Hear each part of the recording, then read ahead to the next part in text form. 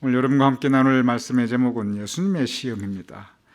마태복음 4장에도 예수님의 시험이 나오고 누가복음 4장에도 예수님의 시험이 나옵니다. 예수님께서 이제 이 세상을 구원하실 구세주로서 우리 모두를 위한 구원자로서의 그 사역을 시작하기 전에 그 첫 관문이 바로 시험을 받으시는 것이었습니다. 오늘 여러분과 함께 누가복음에 나타난 예수님의 시험에 대해서 함께 말씀을 나누며 은혜를 함께 나누도록 하겠습니다. 먼저 예수님의 시험 누가복음 4장 1절과 2절 이렇게 기록되어 있습니다. 예수께서 성령의 충만함을 입어 요단강에서 돌아오사 요단강에서 세례를 받으셨습니다. 우리가 지난 시간에 함께 공부하였습니다. 그리고 요단강에서 세례받고 나서 제가 주일날도 말씀을 드렸지만 하늘에서 소리가 있어 가로되 이는 내 사랑하는 아들이요 내 기뻐하심을 받은 자로다라고 음성을 들려주십니다. 그래서 요단강에서 돌아오실 때 성령의 충만함을 입으셨습니다. 그런데 곧바로 광야에서 40일 동안 성령에게 이끌리시며 마귀에게 시험을 받으시더라. 여러분 저 말씀 보면은 마태복음에도 똑같은 기록이 나옵니다. 예수께서 요단강에서 세례를 받으시고 하나님의 음성을 들으시고 성령의 충만함을 입었는데 그 다음에 만난 것은 마귀였습니다. 그리고 마귀와 하루 이틀도 아니고 40일 동안, 그것도 은혜 충만, 성령 충만해서 바로 성전에 가고 사람들과 함께 친교한 것이 아니라 광야로 갑니다. 예수님께서 택한 것이 아니에요. 성령의 이끌림을 받아 광야로 가십니다. 우리도 저러한 때가 참 많이 있습니다. 은혜 체험했습니다. 성령 체험했습니다. 귀한 하나님과의 영적 만남을 가졌습니다. 그런데 곧바로 이어지는 것은 마귀 만날 때가 많아요. 그 다음에 어디로 우리가 이끌림 받냐면 광야로 이끌림 받을 때가 많이 있습니다. 우리 가운데 누구도 마귀 만나고 싶어 하지 않아요. 우리 가운데 누구도 광야로 가고 싶어 하지 않습니다. 여러분같이 우리 모두 푸른 초장과 쉴 만한 물가로 가고 싶어요. 우리 모두 가나안에서 살고 싶습니다. 그런데 저 일이 예수님께도 생겼고 저 일은 우리의 신앙생활 가운데서도 참 자주 일어납니다. 여기에 우리가 영적 분별을 가져야 돼요. 저런 경우 오늘날 우리에게도 있을 수 있다는 거 여러분 유념하시기 바랍니다. 여기에 시험이란 단어가 나옵니다. 시험이란 단어는 성경에 참 많이 나옵니다. 구약 신약 통틀어서 아주 일반적으로 나옵니다. 그리고 예수님께서 구원자로서 하나님의 독생자들로서의 그 사역을 시작하기 전에 먼저 받은 것도 시험이셨어요. 제가 저 시험에 대해서도 대예배 설교를 한 2번 정도 제가 여러분과 함께 나눈 적이 있어요. 그런데 그때도 말씀드렸는데 제가 다시 한번 말씀드리겠습니다. 성경의 시험이라고 할 때 한국말로는 다 시험이에요. 한국말로는 다 시험인데 영문 성경 보면 이게 다 달라요. 3가지가 다릅니다. 이걸 전부 다 시험이라고 번역해서 우리나라 비슷하게 느껴지는데 분명히 다릅니다. 성경의 시험이라고 할 때 맨 첫 번째 의미는 유혹이라고 하는 의미가 있어요. 그래서 오늘 이렇게 예수님께서 마귀에게 시험 받으셨다 그랬는데 영어로 보면 Jesus was tempted. 예수님께서 유혹을 받으십니다. 유혹 큰 시험입니다. 아담과 이브가 뱀으로부터 유혹을 받았습니다. 이런저런 유혹을 여러분과 우리 모두 받습니다. 예수님께서 받으신 시험은 이 유혹이라고 하는 시험이었어요. 우리의 신앙생활 가운데 마귀가 지금 예수님에게 유혹으로 시험을 던지고 있는데 우리 신앙생활 가운데 여전히 유혹으로 마귀가 우리에게 많은 시험을 줍니다. 무슨 유혹이 있을까요? 이거 여러분 세 보지 않아도 여러분이 쉽게 느낄 수 있습니다. 이런저런 유혹들이 많아요. 큰 시험입니다. 그래서 성경에 유혹이라고 하는 시험, 굉장히 큰 시험입니다. 두 번째가 있어요. 시련입니다. 영어로는 트라이얼이라고 그래요. 고난입니다. 성경에 많은 시험이 있는데, 그런데 세 가지가 있다고 그랬죠. 결국은 세 가지 중에 하나인데 그 중에 제일 많은 게 이거예요. 시련이에요. 특히 신약에 가서 이 서신서, 사도 바울이 하였던 그 시험이라는 단어, 신약에 나타나는 그 많은 시험들이 대부분이 이 시련입니다. 이 트라이얼, 고난이에요. 성경에 제일 많이 나타나는 게 이 시련으로서의 시험입니다. 이게 무슨 뜻이냐면 여러분과 저가 살아나가는 이 삶이 시련과 고난으로 가득 차 있다는 겁니다. 이런 시련 만나고 저런 고난 만나요. 어차피 광야길이니까.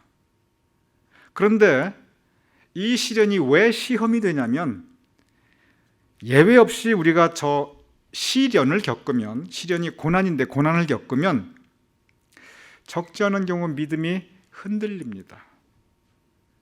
그리고 믿음이 약해져요. 넘어지기 쉽습니다.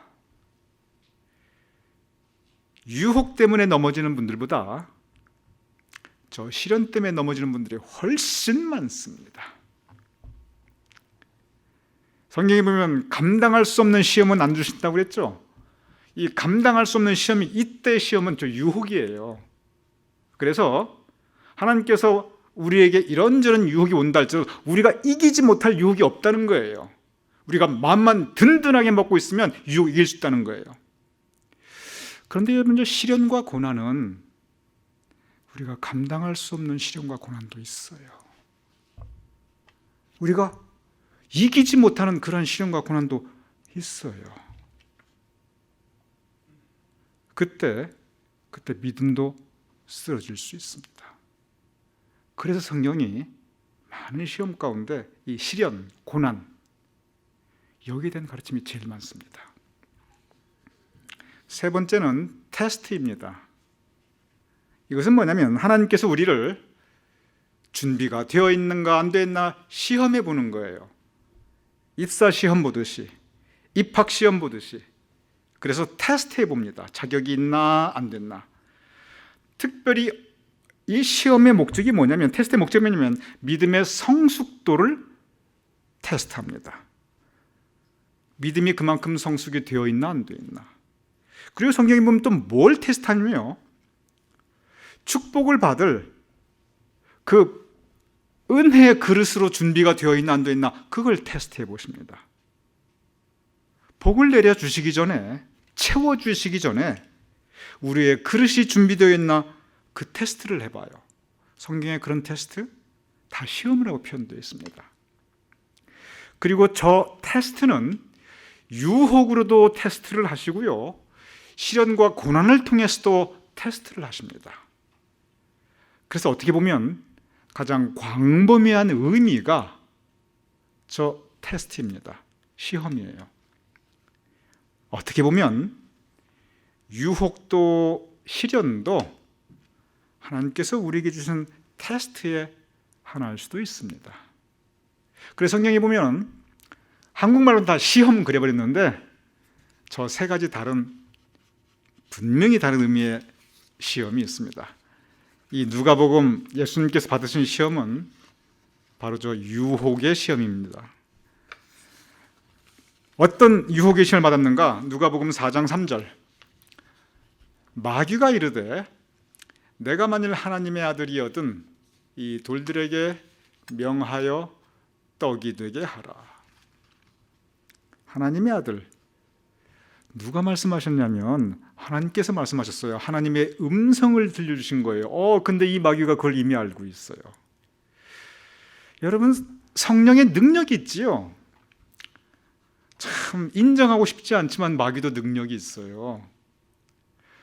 저 분명히 하나님께서 들려주신 음성인데 하나님의 음성을 마귀도 듣고 있다는 거예요. 그래서 마귀가 챌린지를 합니다. 너가 만일 하나님의 아들이거든 이 돌들에게 명하여 떡이 되게 하라. 증명을 하는 겁니다. 여기 보면 첫 번째 시험, 이게 유혹입니다. 유혹. 지금 이 전체적인 제목은 유혹이에요. 여기서 시험은 전부 유혹입니다. 뭘로 유혹하냐면 떡의 유혹입니다. 광야거든요. 돌이 많아요. 실제 돌이 많아요. 근데 저 돌들로 떡이 되게 하라. 먹고 사는 문제 없게 하라.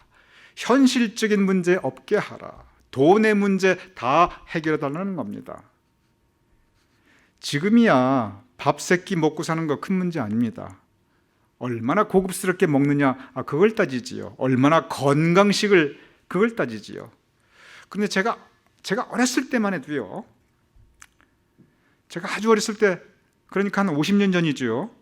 50년 전만 해도 전반적인 분위기는 모르겠어요. 제가 워낙 그 시골에 살았는지 몰라도 음식에서 질을 따지고 맛을 따져, 그런 거 어디 한가하게 전부 양을 따졌어요.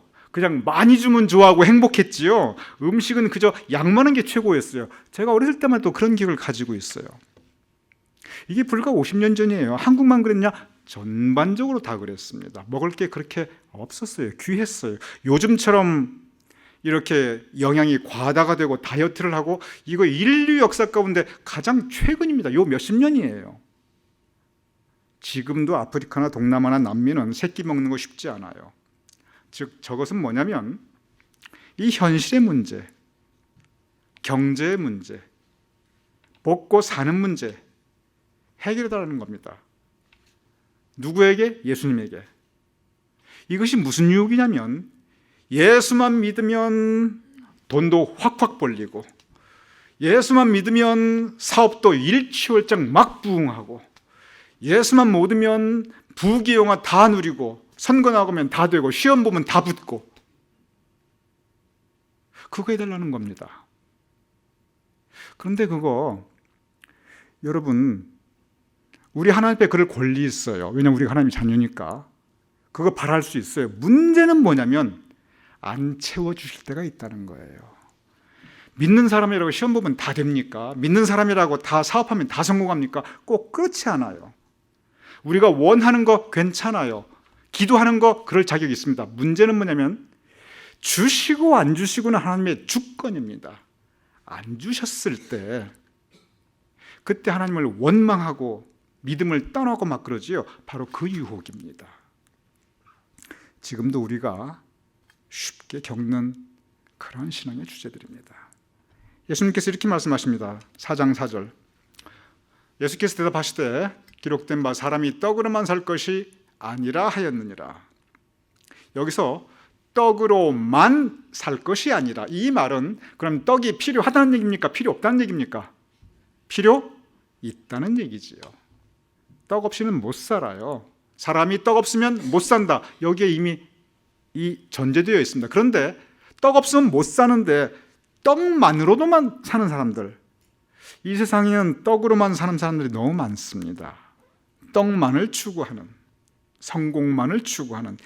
이 누가복음에는 그 말씀이 없는데 마태복음에는 여기에 한 말씀이 더 추가가 됩니다. 사람이 떡으로만 사는 것이 아니라 하나님의 말씀, 하나님의 입으로 나오는 말씀으로 산다는 말씀이 마태복음에는 그것이 추가되어 있어요. 즉 우선순위가 뭐냐? 떡도 중요한데 하나님의 말씀, 하나님과의 영적 관계, 삶의 우선순위를 분명히 세워줍니다. 즉 떡은 우리에게 중요하고 우리가 원하고 바라는 것 중요한데, 설령 그것이 이루어지지 않아도, 오늘 시작하기 전에 우리 손복준 선생님께서 그리 아니하실지라도 그 말씀을 하셨잖아요. 그 말씀이 어디서 나오냐면 다니엘서에서 나오는 말입니다. 다니엘서에서 어떤 배경에서 그 말씀이 나오냐면, 오늘 손복준 선생님께 참 설명 잘하셨어요. 다니엘의 기도를 합니다. 이 기도를 주님께서 들어주시지 아니할지라도 그 뜻이에요. 나는 하나님 섬기겠나이다. 그래서 내가 풀무불에 들어간다 할지라도 나는 하나님 섬기겠나이다. 그게 그리 아니하실지라도입니다. 이미 공표가 나갔어요. 기도하면 풀무불에 떨어진다. 믿음 지키면 죽는다. 주님, 우리의 믿음 지키도록 우리를 지켜주십시오. 그리 아니하실지라도 내가 주님 따르겠나이다. 떡을 주시지 아니할지라도 내가 주님 버리지 않겠나이다. 떠나지 않겠나이다. 이게 여러분 절대 쉬운 거 아닙니다. 이게 첫 번째 유혹이에요. 첫 번째 유혹이에요. 왜냐하면 우리의 믿음이 제일 많이 무너지는 게 이게 바로 우리가 바라는 게 이루어지지 않을 때, 내가 기도했는데 안 이루어질 때, 내가 원했는데 안 주셨을 때, 내가 소망하고 바랬는데 하나님께서 모른 채 할 때, 그때 제일 많이 무너집니다. 바로 그 시험입니다. 두 번째 시험입니다. 누가복음 4장 5절 7절입니다. 마귀가 또 예수를 이끌고 올라가서 순식간에 천하만국을 보며, 여러분 마귀도 능력이 있어요. 그러니까 마귀가 만만하지 않아요. 우리 힘으로 만만하지 않습니다. 그래서 우리가 언제나 성령의 의지함, 성령님의 도움을 받으셔야 돼요. 너가 만일 내게 절하면 다 너의 것이 되리라. 간단해요. 절만 하면 돼요. 마귀에게, 악에게 무릎 꿇으면 돼요. 악한 방법 동원하면 됩니다. 내 양심, 내 신앙 접으면 돼요. 까짓거 눈 딱 감고 그러면 다 내 것이 돼요. 여러분, 그런 방법으로 세상을 살고 그런 방법으로 목적을 이루는 사람들이 이 바깥 세상에 많이 있습니까? 이제 없습니까? 여러분 어떻게 생각하세요? 눈 한 번 딱 감으면 돼요. 까짓것 해버리면 돼요. 양심신앙 잠깐 그냥 모른 체 하면 돼요. 악한 방법으로 나도 알고 하나님도 알고 세상이 알아요. 근데 악한 방법 한번 쓰면 다 이루어져요. 지금도 마귀에게 절하는 사람들 세상에 많이 있습니다. 왜냐? 쉬우니까. 까짓것 눈 딱 감고 절 한 번 하면 세상 다 내 것이 되는데, 엄청난 유혹입니다. 악하고 타협하고 악한 방법 동원하려고 하는 거, 마귀에게 영혼을 파는 것, 지금도 큰 시험입니다. 예수님께서 말씀하십니다. 4장 8절 읽어보죠. 시작.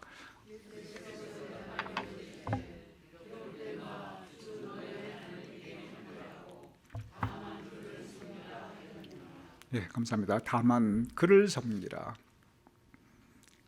자, 여러분 저거 생각해 보죠. 마귀에게 눈 딱 감고 까짓거 그냥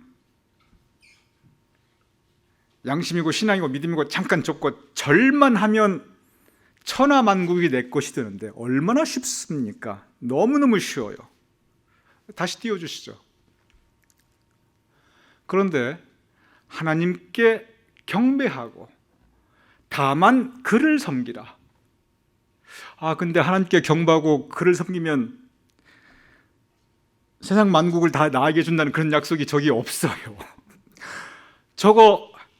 저게 별로 세상적인 방법으로 보면 별로 그렇게 이익이 많지가 않아요. 오히려 경배하고 섬기기 위해서 해야 될 게 참 많아요. 그러니 세상적인 관점을 보면 이게 손해보는 일입니다. 여기에 시험이 있어요. 이거 절대 쉬운 거 아닙니다. 마귀가 예수님을 넘어뜨리려고 하고 있어요. 그러니까 제일 사람들이 vulnerable한 것, 즉 사람들이 제일 쉽게 넘어갈 수 있는 것, 바로 그것으로 공격하고 있는 겁니다. 예수님에 대한 공격이 아니에요. 우리에 대한 공격입니다. 세상에 대한 공격이에요. 그러니까 세상이 혼탁하지요.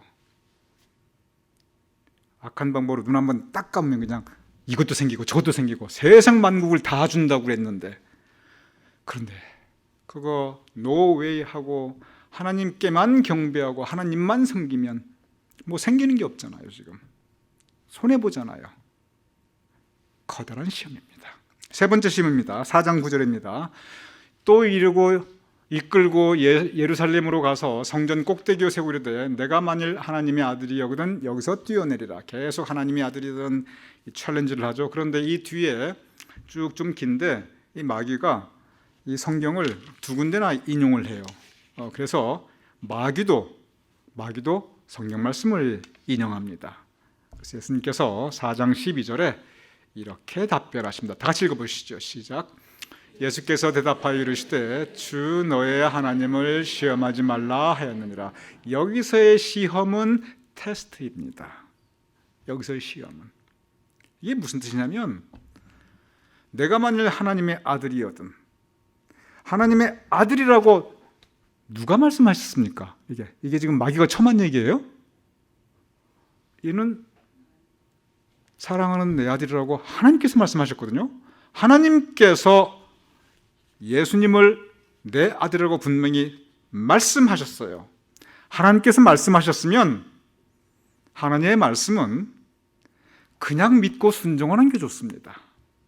그런데 마귀가 뭘 하냐면 하나님을 시험합니다. 그거 하나님께서 그렇게 말씀하셨어? 증명해봐. 하나님께서 정말 그렇게 말씀하셨어? 안 될걸? 그게 하나님 말씀이시야? 아이고 세상이 그렇게 돌아가지 않아. 이렇게 저렇게 우리는 하나님을 시험합니다. 즉 테스트합니다. 잘 되나 보자? 어디 보자? 안 돼. 하나님을 테스트하는 거, 이 마귀가 예수님을 통해서 하나님을 테스트하는 것보다도 요즘 이 세상이 하나님을 테스트하는 게 훨씬 많습니다. 이때 예수님께서 주시는 말씀은 주 너의 하나님을 시험하지 말라, 즉 하나님을 테스트하지 말라, 전폭적으로 믿으라는 겁니다. 하나님의 말씀은 그냥 믿고 순종하라. 참 맹목적으로 보이지요, 그렇죠? 좀 미련해 보이지요. 그러니까 구원의 도는 세상 사람들이 보면 미련한 것이나, 사도 바울이 그 얘기를 해요. 세상적인 방법으로 보면 도대체 미련한 거야. 아니 어떻게 그게 믿어지냐? 아니 하나님의 말씀, 동정녀 탄생, 부활, 아니 어떻게 그게 믿어지냐? 주 너의 하나님을 시험하지 말라. 그냥 믿고 순종하라는 겁니다. 창조 과학회라는 게 있습니다. 성경에 나타나는 이 많은 것들을, 특별히 창세기에 나타나는 것들을 과학적으로 증명하는 과학자들의 모임입니다. 저는 그분들의 신앙 참 존중합니다. 그런데 제 마음속으로 아이고 저런 일을 안 해도 되는 건데 왜 저런 일을 하시나? 그 하나님 말씀 막 해서 증명해 나갈 필요 없어요. 그냥 믿고 순종하면 됩니다. 주 너의 하나님을 시험하지 말라. 예수님의 이 시험이 끝나고 마귀가 물러가고 성경에 보면 천사가 수종을 드는데, 근데 누가복음에서 뭐라고 이 시험이 이야기가 끝나냐면 4장 13절입니다. 오늘의 본문이다. 우리 다시 읽어보죠. 시작. 마귀가 모든 시험을 다 한 후에 얼마 동안 떠나니라. 모든 시험을 다 했어요. 세 가지인데 이 세 가지에 마귀가 지금도 이 세 가지로 돌이 변하여 떡이 되게 하라. 절만 해라. 다 줄게. 너 뛰어내려봐. 하나님 말씀 이렇게 말하고 있잖아. 마귀가 하나님 말씀 인용했거든요. 우리 마음속에 불신을 심어주는 거예요. 그런데 우리 마음속에 이 세 가지 시험, 유혹을 주는데 다 끝난 다음에, 이 모든 유혹을 다 한 다음에 예수님께서 승리하셨는데 마귀가 떠났어요. 떠났는데 어떻게 떠났죠? 뭐라고 기록되어 있어요? 얼마 동안. 이게 무슨 뜻입니까? 굉장히 중요한 의미입니다. 얼마 동안 떠나냐? 그러면 시험이 이기고 승리인데 저 시험이 또 온다는 얘기입니까? 한 번 끝났으면 한 번 승리는 영원한 승리다. 그 얘기입니까?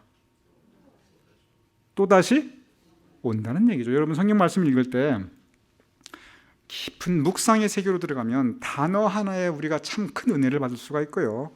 이 단어 하나에 담겨있는 신앙의 교훈이 너무나 큽니다. 이 얼마 동안이라는 단어를 한번 생각해 보세요.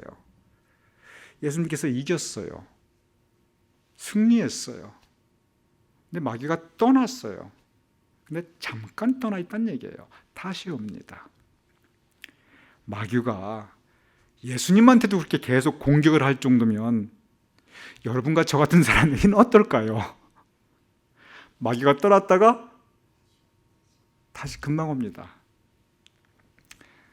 지금 이 시험의 시작이 언제 시작됐냐면 예수님께서 성령 충만했을 때 그때 바로 마귀가 공격했어요. 여러분, 우리가 은혜 충만하고 성령 충만하고 하나님께 감사하고 믿음이 막 자랄 때 그때 마귀가 막 공격합니다.